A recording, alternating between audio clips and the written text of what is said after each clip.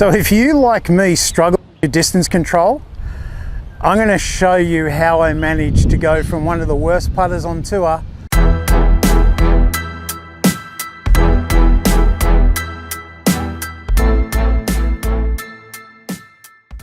to not the best putter on tour, but I was well between best and average.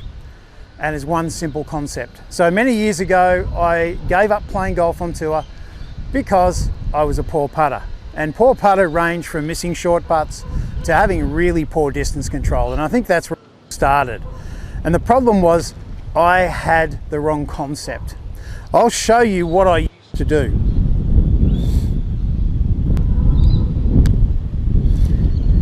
Did you see what I did? Aimed that a little bit too far right. The distance was okay, but that was the issue. I would have good days and I would have bad days. And as a tour player, someone trying to make money out of playing golf for a living, you can't afford to have those bad days. We want to have good days and average days. So I had to find a way to convert the bad days into average days. And I sought help from all sorts of people, all sorts of putting experts, and they all kept saying, "You got a great putting stroke, just believe in it." Very hard to believe in it when you're three putting a third of the holes that you play in a game of golf and you're playing for money. So it took a while, and I basically, when I retired, I had to teach golf for a living. And then I thought, well, how am I going to teach putting? And I actually solved my putting issues after I retired. So now I'm a pretty good putter, but it was the concept that had to change. So what happened when on that last putt? I had a very short backswing and I would accelerate through the shot. Now, when you're accelerating through impact, it's very hard to control distance. And that was the issue. I was controlling my distance by how much I accelerated. That's a feel-based system. You have good days and bad days with feel-based systems. I had to change that and flip it on its end. So I worked out that if I had a longer backswing and I was making my fastest point of my putting stroke at impact, that it would help. And it took a few practice sessions. I got to say, mentally it was challenging because it was the opposite of what I did for all of my life. But from that moment, it really turned everything around.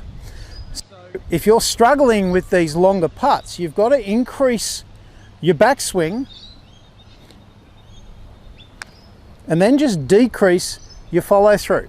And you're going to find you're going to hit putts with much better pace and much better distance control. But you've got to work at it.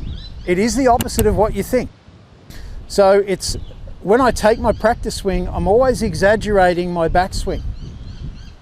I'm not going to do that when I hit the putt, but I'm exaggerating the feel because I've got to really concentrate. Even now, by default, if I'm under a little bit of pressure, I shorten my backswing. So you've just got to keep working at it.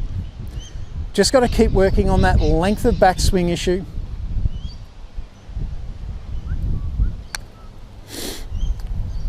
Shorten the follow through. The fastest point of the putting stroke should be impact. And from about 45 feet, which is where we are here, they're not bad results. So get to work, add a little bit of length to your backswing, take a little bit of length off your downswing, and I know it's going to transform your long putting. And if you can do that, you're going to have less three putts and you're going to lower your score. If you want to get better at short putting, I'm going to put a link to a video up here that I've made that is going to help you a lot with short putting.